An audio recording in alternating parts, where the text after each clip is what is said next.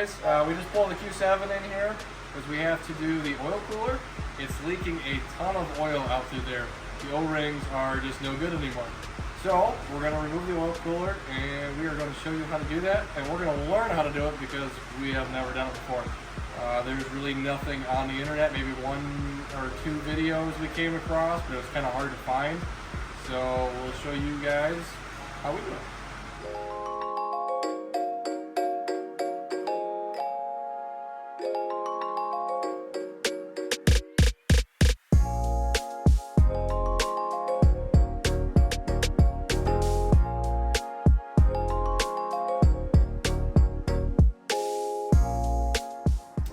Show you guys where we're at so far, what we did.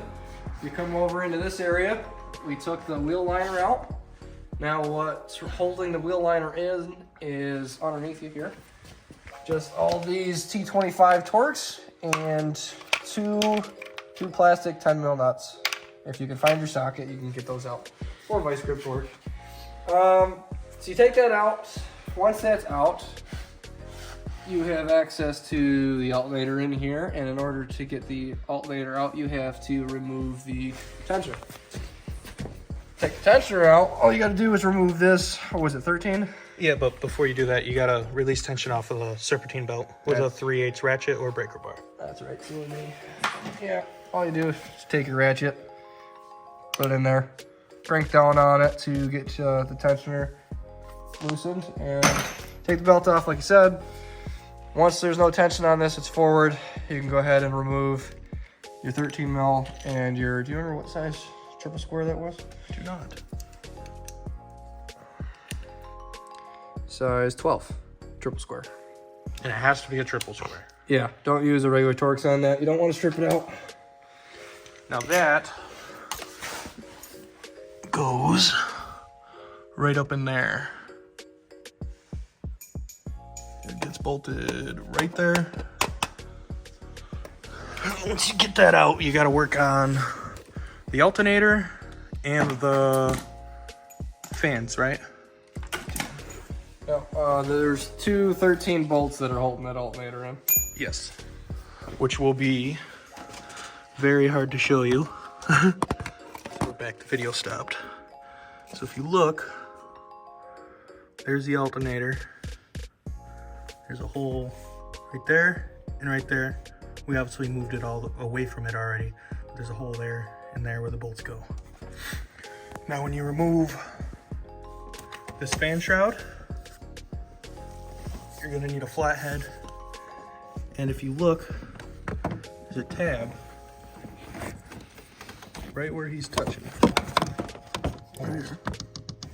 Yeah, it's hard to see. You see it?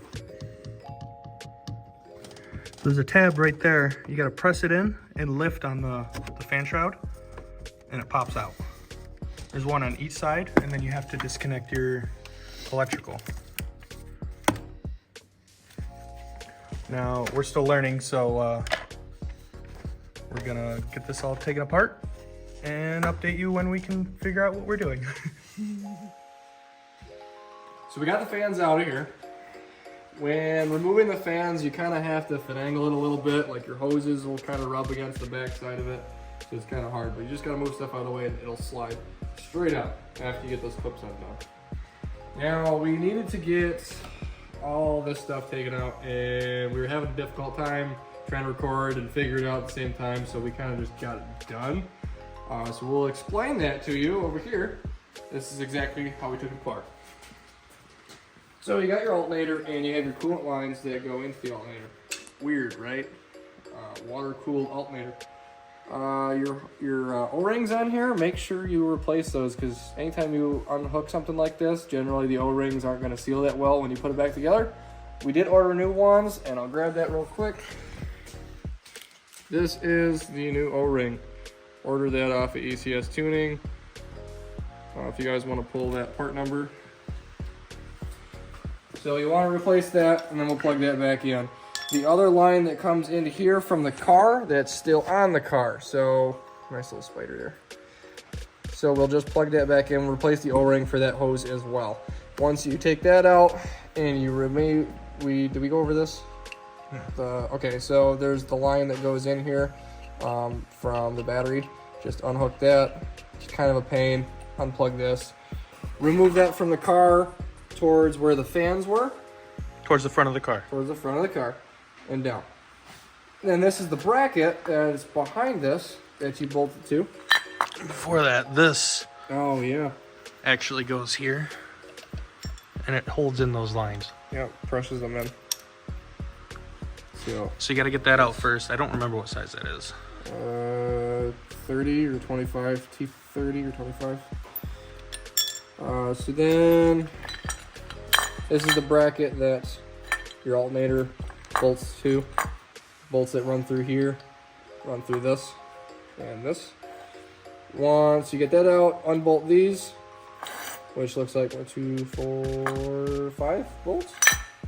And they were two different sizes, weren't they? Yeah, the 2 top ones are a bigger size and the 3 bottom ones are smaller. I don't remember what sizes they were, but yeah. Once you take that off, then you have access to the oil cooler. Which I'll put in a picture of that before we took it out and after.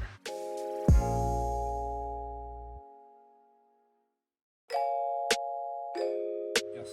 So we left this hose on here and removed the connection from the car so that I can take the new oil cooler, set it down with it, and move the hose over in the same orientation onto the new cooler. Just makes it a little easier instead of trying to figure out where it needs to be pointed. Then just remove it. It's 4 bolts. I don't remember what size those were. I don't either, but it took a lot of extensions. A lot of extensions, you can get to them. Remove that, and then you can see where the O-rings were sitting. They actually sit in the block. We have a picture of that. Of the holes, yes. The holes. Okay, so we have a picture of the holes. You can kind of see it if you come over here.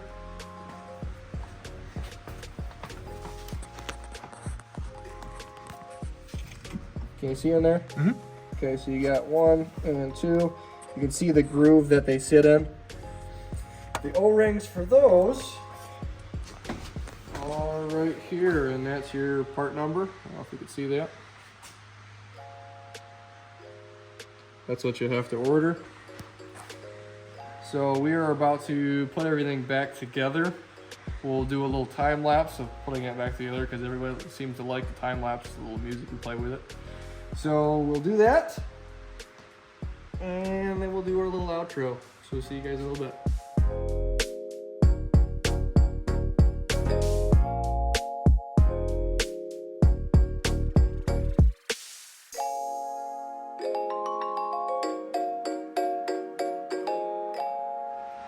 So we got it all back together. Now we want to start this and make sure that we didn't screw anything up, because that's very possible. Yeah. So here we go. We already topped it off with coolant and oil. So we're all set there. Ready? Yep.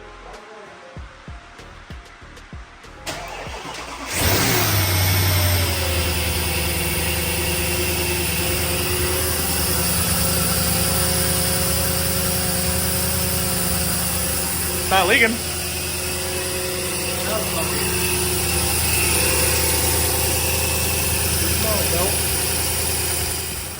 So that last little clip you guys just watched, and it sounded really funky when we first started it up. That would be because we put the belt on wrong. So we did kind of a figure 8 on there. You want more of like a B.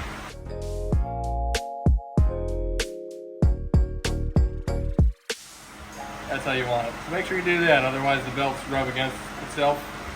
The belt rubs against itself, and it makes that funky sound, and it starts smelling funky and it starts getting hot. And eventually you'll blow a belt. So don't do that. We fixed that. Seems to be running okay. Doesn't seem to be leaking any oil or coolant, so that's a plus. Win-win. We did something.